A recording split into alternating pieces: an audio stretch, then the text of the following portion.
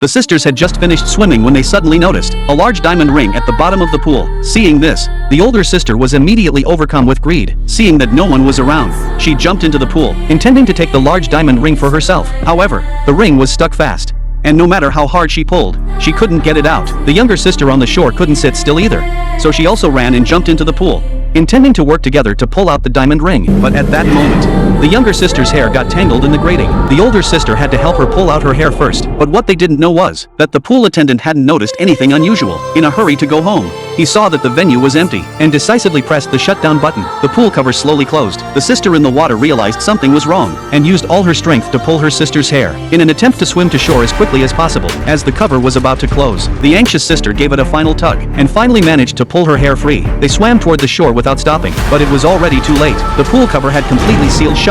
The sisters immediately sensed danger. They never imagined that the pool would have a cover installed. Terrified, they frantically pounded on the cover. The entire swimming pool was empty, and even the sole attendant had already left for the day. Despair immediately engulfed them. It happened to be Friday, and the swimming pool was closed on weekends. It would not reopen until Monday. If they didn't eat or drink and stayed here for 2 days, they would definitely die. After briefly calming down, they decided to work together to pry open the cover. However, this was useless. The younger sister blamed her sister for being greedy, which led to their predicament. But the older sister thought it was all her fault. If she hadn't also dived into the pool, how could they both have been trapped here? But the most urgent task was to escape from here.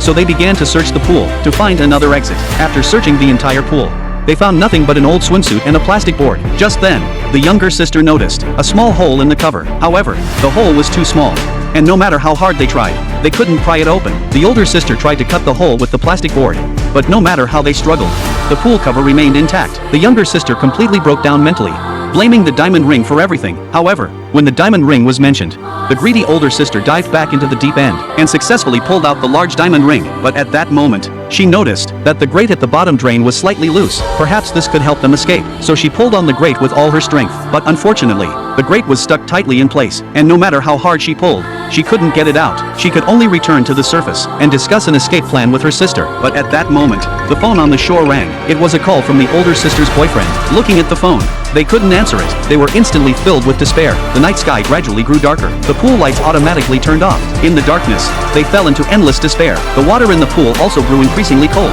What was even worse was that the older sister suddenly turned pale and began to feel exhausted and weak. It turned out that the older sister had diabetes and urgently needed an insulin injection. Otherwise, she would lose consciousness soon. However, the life-saving medication was in her bag. At that moment, a noise suddenly sounded. The pool lights mysteriously turned on again. The venue's janitor came in to clean. Seeing a lifeline, they tapped on the cover. This successfully caught the janitor's attention. They thought they could finally escape, but what they didn't expect was that the woman walked straight to their luggage, took out the wallet, and examined it closely. The woman went down to the basement at night and saw her dead father. She was so scared that she froze in place. Then her father tore off his own face, leaving only a cloth hood. Alice thought it must be the work of a madman, so she asked him what he had done to her father. But when she grabbed the madman by the neck, it was she who felt the pain. The harder she squeezed, the more it hurt. Alice suddenly realized something and quickly pulled off the hood, but was even more shocked when she saw its true form. It was an exact replica of herself. At that moment, Alice suddenly woke up, but the rope around her neck was tightly choking her, and she couldn't breathe. Terrified, Alice rushed into the bathroom to get a pair of scissors to cut the rope. Katie heard the noise and rushed over immediately. She saw Alice lying on the floor in agony and struggling. She immediately picked up the scissors and cut the rope. Alice narrowly escaped death. Katie decided to seal off the basement and rolled the gas cylinder to the door, hoping to block the monster's control. But just as she turned to leave, the picture frame suddenly fell to the ground. She picked up the photo and flipped it over, discovering a name written on the back. She then checked the deed. The person in the photo was the previous owner. She quickly looked him up online. After his family met with misfortune, he also ended his life. She then found his address, but just as she closed the computer, this scene terrified her. This man was the former owner in the photo. Katie quickly grabbed a stick for self-defense, but when she looked again, the man had vanished. She then told Alice about this incident. She said this man was the first owner of the bar. The man beside him was the lawyer who had Alice sign the deed. They immediately rushed to the lawyer's office, but found the law firm deserted. Katie deduced that the lawyer had lived for hundreds of years. In order to find the next guardian, she told Alice to pack up and leave quickly.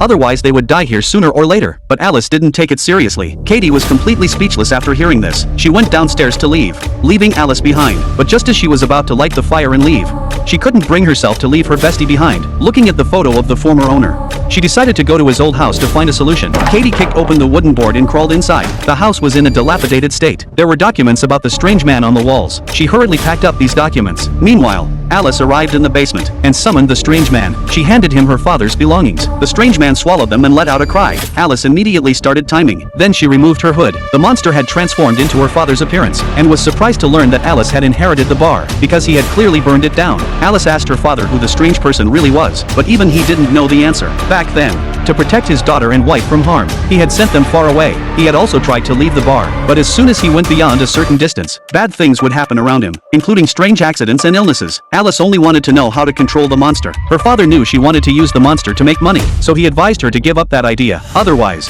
one day she would be devoured by the monster. There was only one way to escape the monster: stop summoning it.